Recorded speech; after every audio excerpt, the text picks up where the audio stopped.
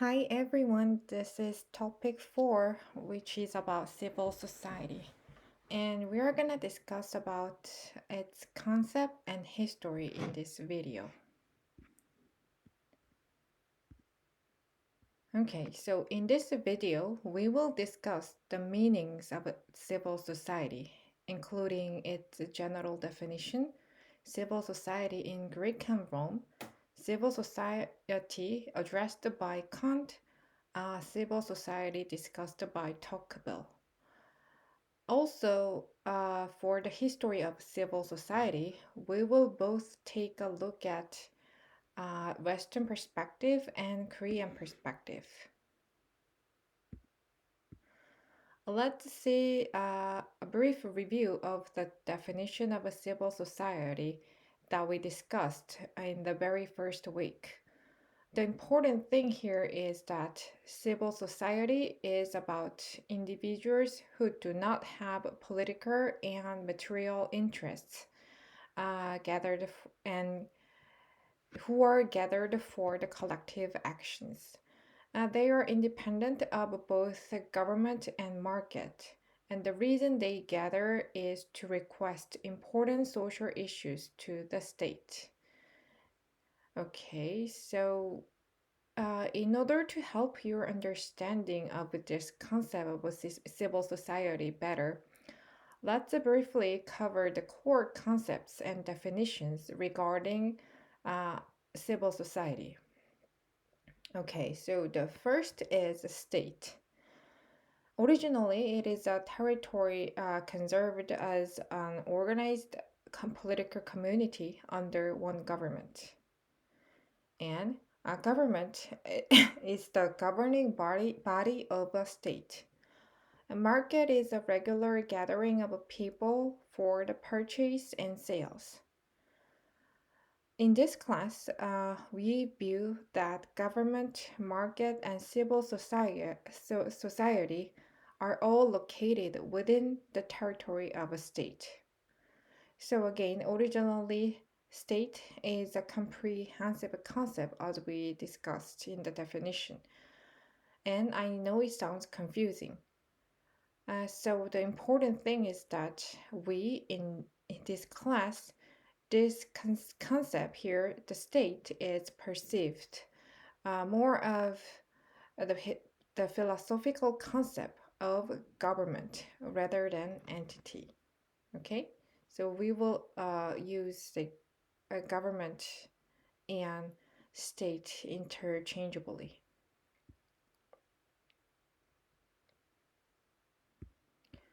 So let's move on to the definition of a civil society used in Greek and Rome.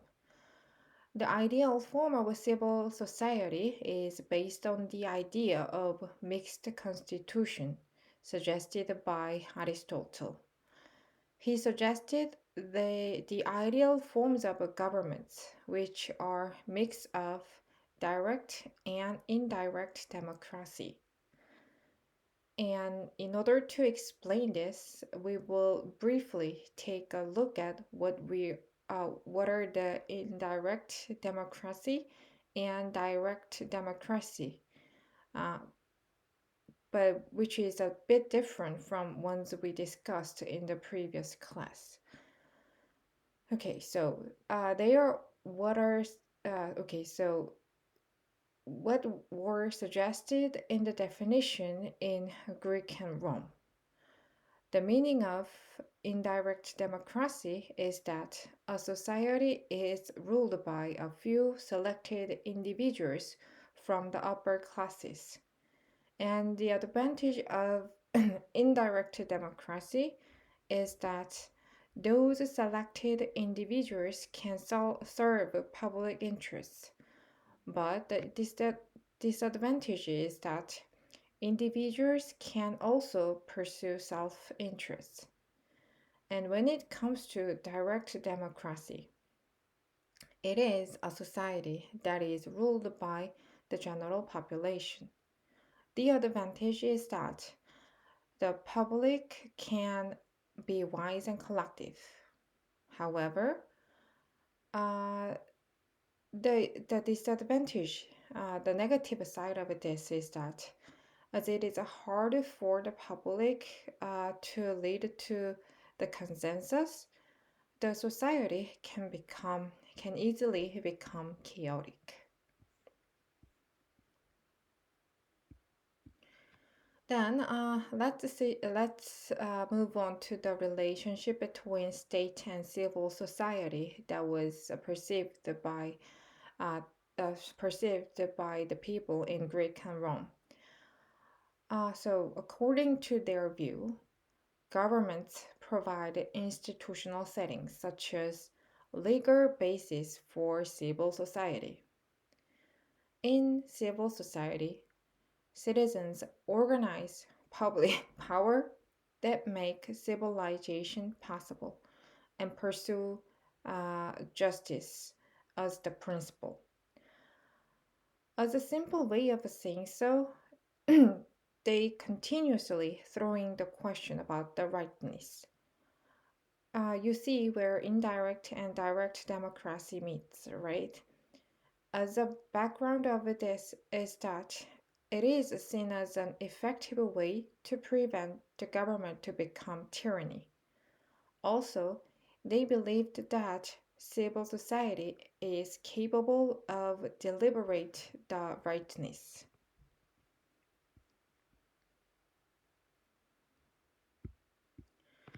Then there is another meaning of civil society by Alexis Tocqueville.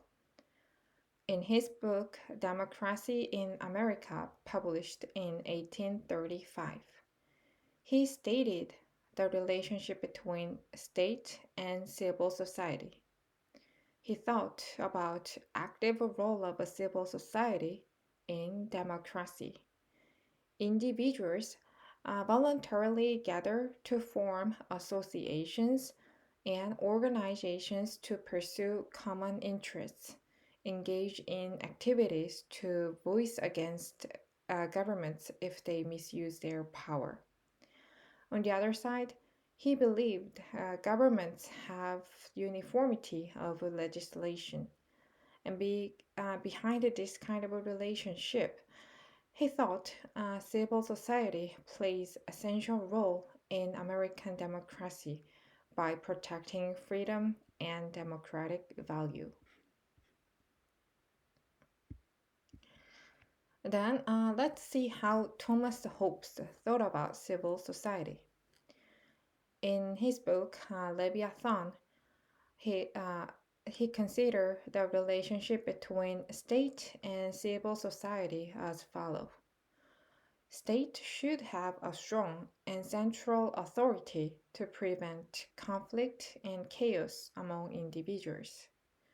Civil society, on the other hand, should play minor roles as it is full of individuals pursuing their private goals. And this kind of idea was emerged because of his experience of English Revolution, which made him think uh, the civil society untrustworthy. Because of the reason he thought without a single and with a sovereign power, individuals inevitably face conflicts that leads to chaos.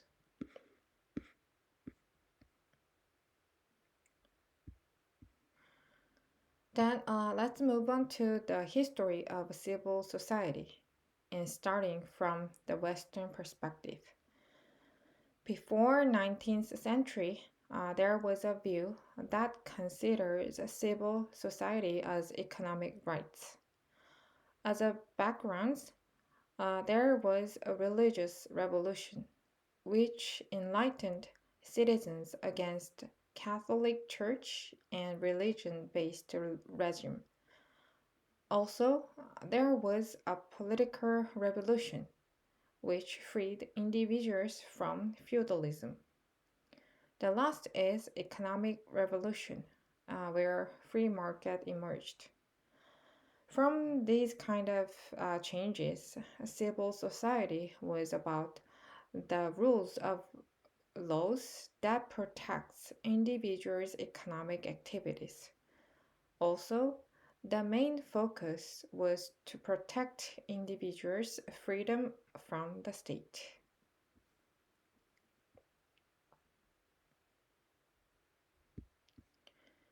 In 19th to 20th century, civil society was considered from the view of the social rights. As historical backgrounds, first, the nation's economic growth had been decelerated. Also, governments faced economic constraints. Last, criticism toward globalization and capitalism emerged. In this situation, the main focus of civil society moved from material interests to social problems. Also, civil society was considered as an alternative to state centralization by correcting capitalism. Further, there was a social movement that emerged regarding the issue of environmental protection, gender equality, and international aid.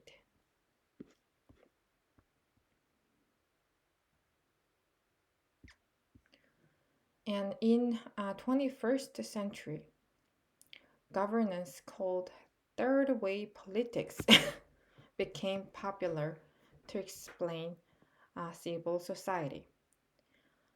There were also backgrounds for this kind of changes. First, there was a criticism towards governments being a sole service provider. Also, governments was still suffering from governments were still suffering from economic constraints. Last, there was also a criticism towards bureaucracy. Civil society, on the other hand, was enjoying proliferation of government sponsored volunteering programs. Also, non governmental organization, which was NGOs, built their capacities. Further, civil society was replaced with the narrower concepts as the third sector, non-profit sector, and social economy.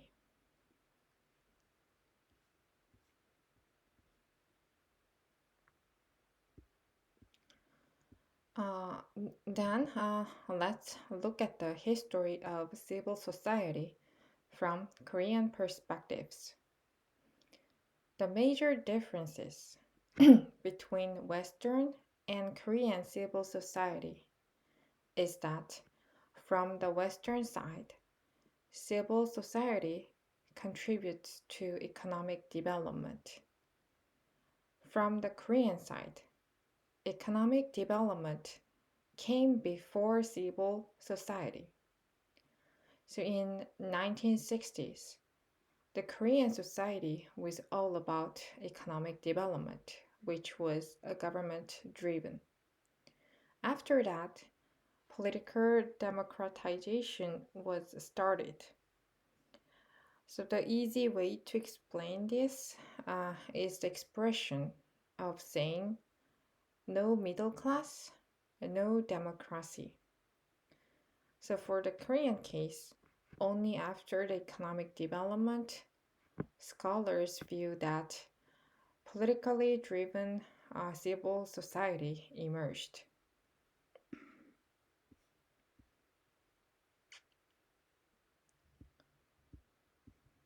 So scholars consider 1987 as the advent of a civil society.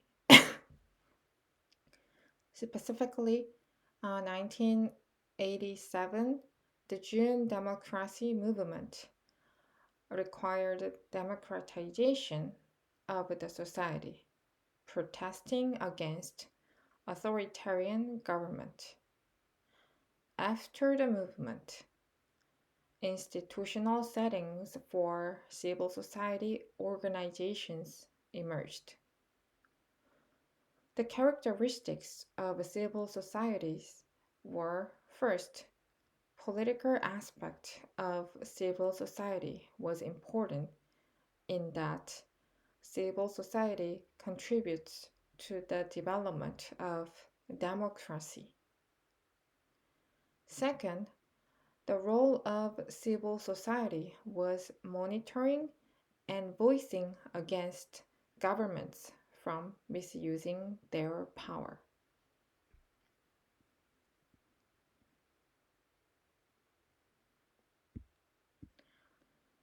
So scholars viewed 2000 and the 20 the 2000s as the era for changes in civil society. Specifically, since 2000, politically driven civil society was decelerated after political and economic maturation of the society.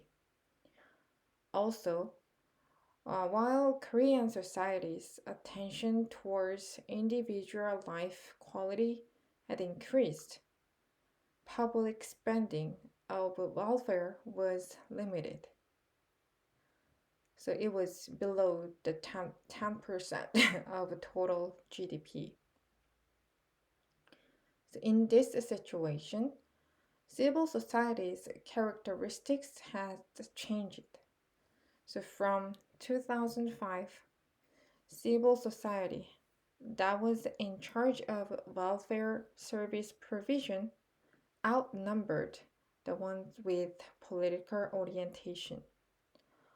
Also, so collaborating with government, NGOs, religious associations, non-profit hospitals provided welfare services to citizens.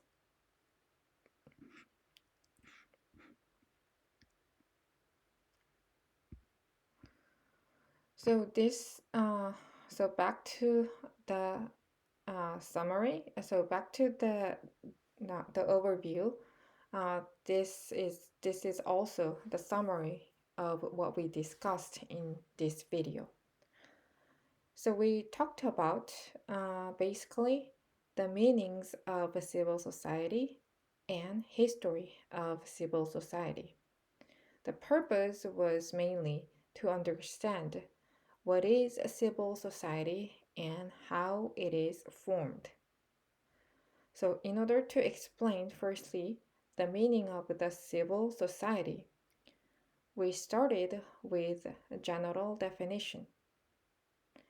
And then we move on to how, historically, how it was viewed in Greek and Rome. So they divided their views towards state and civil society.